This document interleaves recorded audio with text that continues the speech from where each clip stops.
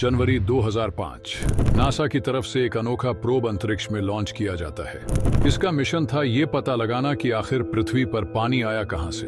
Deep impact नाम का यह प्रोब 27 करोड़ किलोमीटर का सफर तय करने के बाद एक धूमकेतु के करीब पहुंचता है और इसी धूमकेतु में छुपे थे कई ऐसे राज जिन्हें सदियों से खोजा जा रहा था।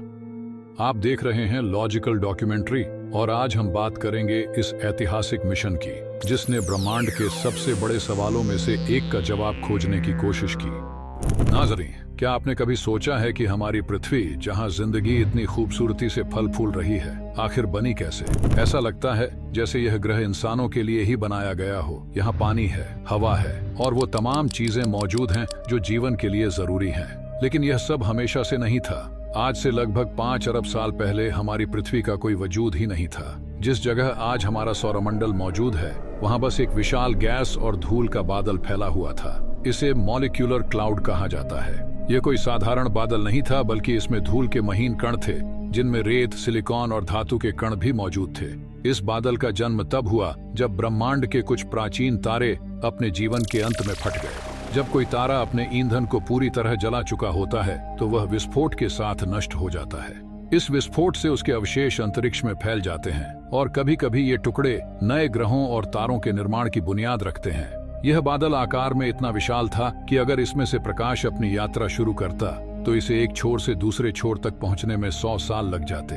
आसान भाषा में कहें तो यह पृथ्वी और सूर्य के बीच की दूरी से 7 लाख गुना बड़ा था। लेकिन यह बिखरा हुआ बादल आखिर एक ग्रह में कैसे तब्दील हुआ? इसके पीछे थी एक अदृश्य ताकत, गुरुत्वाकर्षण यानी ग्रेविटी।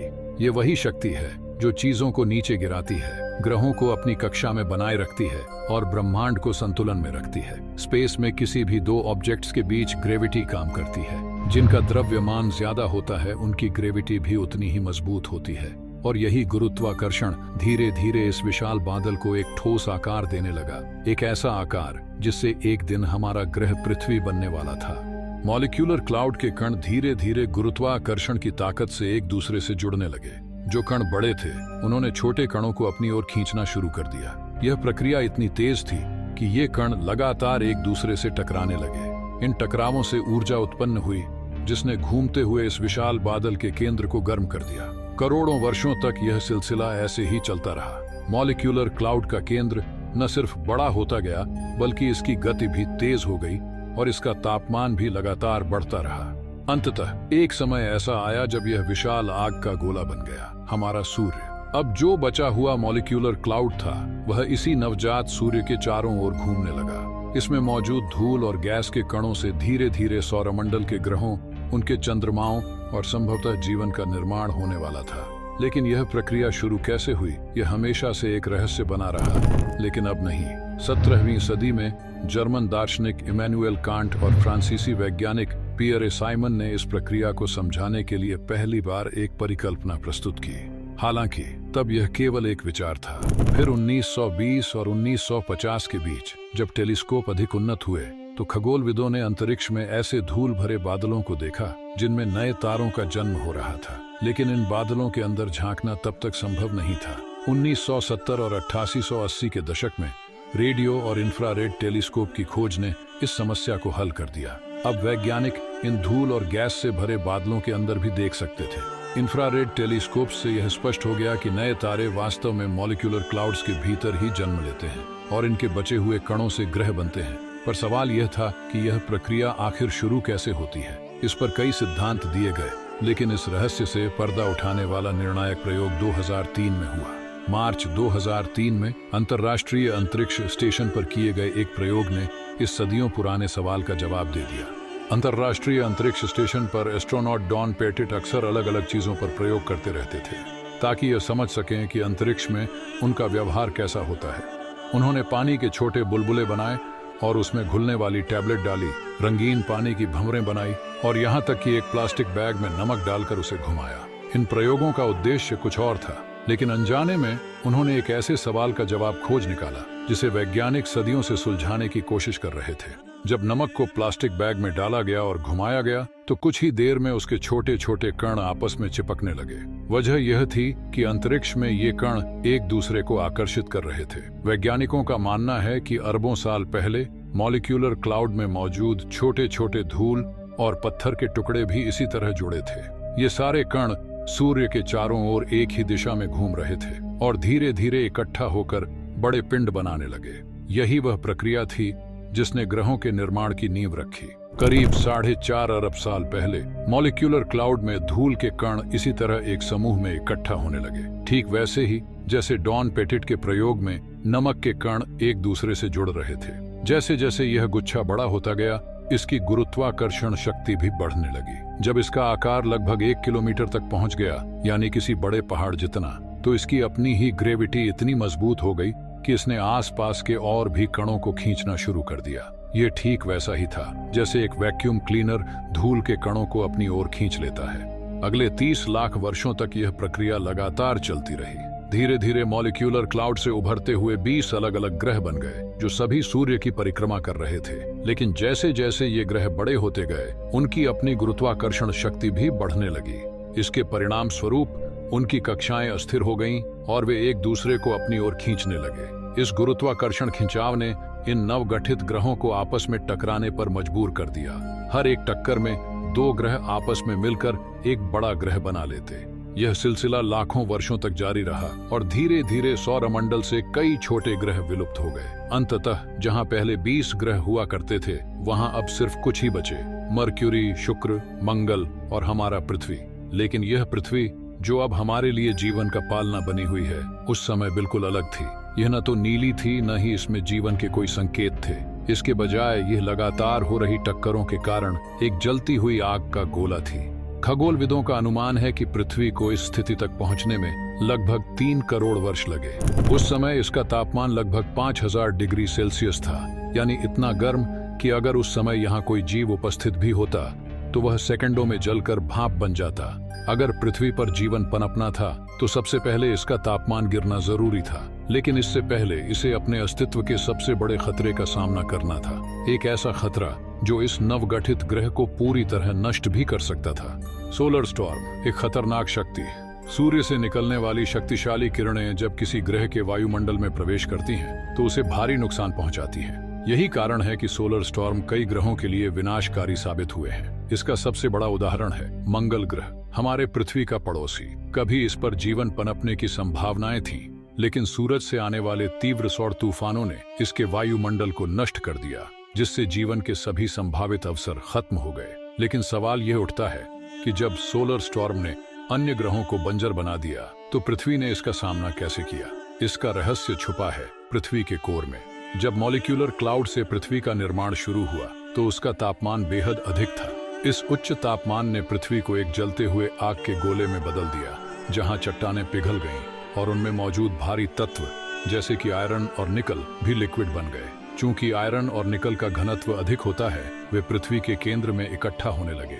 जियोफिजिसिस्ट्स का मानना है कि जब भी पिघला हुआ लोहे का द्रव्यमान तेजी से घूमता है, तो वह अपने चारों ओर एक मैग्नेटिक फील्ड उत्पन्न करता है। यही प्रक्रिया पृथ्वी के कोर में भी हुई। पिघले हुए आयरन और निकल की विशाल मात्रा ने एक शक्तिशाली चुंबकीय क्षेत्र उत्पन्न कर दिया, जिसे मैग्नेटोस्फेयर कहा जाता है। यह मैग्नेटोस्फेयर पृथ्वी के चारों ओर एक अदृश्य ढाल की तरह फैला हुआ है। सामान्य रूप से सूर्य की ओर वाली दिशा में यह लगभग 3,70,000 किलोमीटर तक फैला होता है, यानी लगभग उतनी दूरी तक जितनी पृथ्वी और चंद्रमा के बीच है। जबकि सूर्य के विपरीत दिशा में यह लाखों किलोमीटर तक फैल सकता है। यही मैग्नेटोस्फेयर सौर तूफानों और खतरनाक रेडिएशंस को पृथ्वी के वायुमंडल में प्रवेश करने से रोकता है। हालांकि पृथ्वी के उत्तरी और दक्षिणी ध्रुवों पर यह सुरक्षा थोड़ी कमजोर होती है, जिससे कुछ सौर किरणें वायुमंडल में प्रवेश कर जाती हैं। जब ये ऊर्जावान कण वातावरण में मौजूद गैसों के साथ मिलते हैं, तो एक अद्भुत प्रकाश प्रभाव उत्पन्न होता है, जिसे ऑनरोरा इफेक्ट कहा जाता है। यही चमकदार रोशनी हमें नॉर्दर्न लाइट्स और सदर्न लाइट्स के रूप में दिखाई देती है। लेकिन यह विकिरण इतनी कम मात्रा में पृथ्वी तक पहुंचता है कि इसका कोई नुकसान नहीं होता। यही वजह है कि पृथ्वी बाकी ग्रहों की तरह बंजर होने के बजाय जीवन के लिए एक सुरक्षित स्थान बनी रही। नया अर्थ जिसने सोलर स्टॉर्म का मुकाबला तो कर लिया, पर अभी भी यह जिंदगी के लिए परफेक्ट नहीं था। इसे एक और मुश्किल और खतरनाक दौर से गुजरना था, एक प्लैनेटरी कोलिजन। लेकिन हमें यह कैसे पता चला कि ऐसा कुछ हुआ था? इसके लिए हमें 1960 के दशक में जाना होगा, जब अमेरिका ने अपोलो मिशन लॉन्च किए। और एस्ट्रोनॉट्स को रिसर्च के लिए चांद पर भेजा। पहले यह माना जाता था कि चांद पृथ्वी का ही एक हिस्सा है जो किसी वजह से अलग हो गया, लेकिन जब एस्ट्रोनॉट्स चांद से पत्थरों के कुछ सैंपल्स लेकर आए तो उनकी संरचना पृथ्वी पर मिलने वाले पत्थरों से काफी अलग थी। ऐसा लगता था जैसे इन पत्थरों को किसी बहुत ही तेज गर्मी में जलाया गया हो। आगे की रिसर्च से पता चला कि चांद और पृथ्वी के पत्थरों में मौजूद ऑक्सीजन आइसोटोप्स एक जैसे हैं। यह साबित करता है कि चांद कभी पृथ्वी का ही हिस्सा था, लेकिन किसी महाविनाशकारी घटना ने इसे इस रूप में बदल दिया। इतनी तीव्र गर्मी सिर्फ एक ही वजह से आ सकती थी, किसी दूसरे ग्रह का पृथ्वी से टकराना। जब पृथ्वी धीरे धीरे ठंडी हो रही थी, उसी दौरान एक और ग्रह इसकी ओर बढ़ रहा था। यह ग्रह लगभग मंगल के आकार का था, थेया नाम दिया गया है। जब थिया पृथ्वी से टकराया तो इतनी जबरदस्त ऊर्जा उत्पन्न हुई कि दोनों ग्रहों के जले हुए टुकड़े अंतरिक्ष में फैल गए और अंततः पृथ्वी की कक्षा में घूमने लगे। अगले हजारों वर्षों तक ये टुकड़े आपस में जुड़ते गए, ठीक उसी तरह जैसे मॉलिक्यूलर क्लाउड के अंदर पार्टिकल्स आपस में जुड़े थे। और इसी प्रक्रिया से चांद का जन्म हुआ। पहले चांद पृथ्वी के बहुत करीब था। एक्सपर्ट्स का कहना है कि जितना हमें अभी चांद दिखता है, पहले यह उससे 15 गुना बड़ा नजर आता था। लेकिन समय के साथ यह धीरे धीरे पृथ्वी से दूर होता गया और आज भी हर साल लगभग 1.5 इंच दूर खिसक रहा है। इस महाविनाशकारी टकराव और चांद के जन्म के ये दो इवेंट्स ही वो वजह हैं जिनकी बदौलत आज पृथ्वी पर जीवन संभव हुआ। वैज्ञानिक मानते हैं कि अगर ये घटनाएं न हुई होती तो शायद पृथ्वी पर कभी जिंदगी जन्म ही नहीं लेती। जब मंगल ग्रह के आकार जितना एक ग्रह पृथ्वी से टकराया तो इसने पृथ्वी को हल्का सा झुका दिया। यह पहले अपनी धुरी पर सीधा घूम रहा था, लेकिन इस टक्कर के कारण यह 23.5 डिग्री के एंगल पर टिल्ट हो गया। इस झुकाव ने पृथ्वी को अलग अलग तरह के मौसम दिए। जैसा कि आप जानते हैं, पृथ्वी अपनी धुरी पर घूमकर एक दिन पूरा करती है और सूरज के चारों ओर एक चक्कर लगाकर एक साल बनाती है। लेकिन क्योंकि पृथ्वी 23.5 डिग्री पर झुकी हुई है, इसलिए साल के कुछ महीने ऐसे होते हैं जब उत्तरी गोलार्ध सूरज के ज्यादा करीब होता है, जिससे वहां गर्मी पड़ती है। वहीं सर्दियों में यही हिस्सा सूरज से दूर चला जाता है, जिससे ठंड बढ़ जाती है। इस झुकाव के कारण पृथ्वी के अलग अलग हिस्सों में पूरे साल एक समान तापमान नहीं रहता, जिससे अलग अलग मौसम बनते हैं। यही वजह है कि हमें हर सीजन में अलग अलग तरह के फल और सब्जियां मिलती हैं। साल भर चारों ओर अलग अलग रंगों के नज़ारे दिखते हैं और मानसून में बारिश के चक्र से नदियों के जरिए पीने का साफ पानी मिलता है। इसके अलावा चंद्रमा के बनने की वजह से समुद्र में ज्वार भाटा भी आता है, जो समुद्री जीवों के लिए पोषक तत्वों को फैला देता है। अगर ये लहरें न होती तो समुद्र में पोषक तत्व सिर्फ कुछ ही जगहों तक सीमित रह जाते। लेकिन सवाल ये उठता है कि समुद्र में लहरें तभी बनेंगी जब पृथ्वी पर पानी होगा, और पानी तो जीवन के लिए सबसे जरूरी चीज है। तो आखिर पृथ्वी पर पानी आया कहां से? यह वैज्ञानिकों के लिए हमेशा से एक गहरी मिस्ट्री रही है। इस रहस्य को हल करने के लिए जनवरी 2005 में नासा ने डीप इम्पैक्ट नाम का एक प्रोब अंतरिक्ष में लॉन्च किया। इसे 27 करोड़ किलोमीटर दूर टेम्पल 1 नाम के एक धूमकेतु के पास भेजा गया। इस प्रोब के आगे 350 किलोग्राम का एक कॉपर इम्पैक्टर लगाया गया था, जिसका काम टेम्पल 1 से टकराकर उसमें एक बड़ा गड्ढा बनाना था। और 4 जुलाई 2005 को यह इम्पैक्टर 38,000 किलोमीटर प्रति घंटे की रफ्तार से टेम्पल 1 धूमकेतु से टकराया और उसने उसमें एक विशाल क्रेटर बना दिया।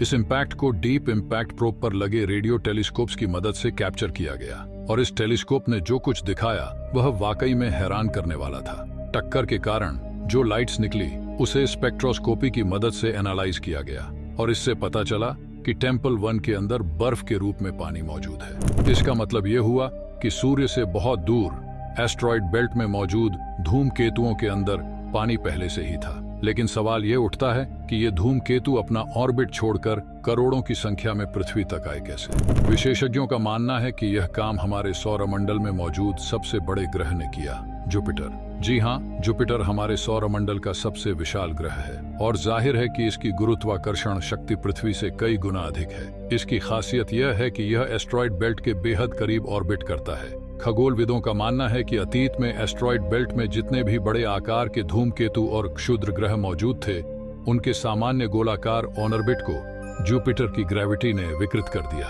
आमतौर पर जब कोई एस्ट्रॉइड सूर्य के चारों ओर एक सही वृत्ताकार कक्षा में घूमता है तो उसे सर्कुलर ऑर्बिट कहा जाता है। लेकिन जब जुपिटर की भारी गुरुत्वाकर्षण शक्ति ने इन्हें अपनी ओर आकर्षित किया तो ये अपने वृत्ताकार ऑर्बिट से निकलकर दीर्घ वृत्ताकार ऑर्बिट में चले गए और जब ये पृथ्वी के रास्ते में आए तो पृथ्वी की ग्रेविटी ने उन्हें अपनी ओर खींच लिया। भूवैज्ञानिकों का मानना है कि शुरुआत में पृथ्वी पर पानी मौजूद नहीं था, बल्कि यह पृथ्वी के बनने के लगभग 50 करोड़ साल बाद यहाँ आया। लेकिन ये हमें पता कैसे चला?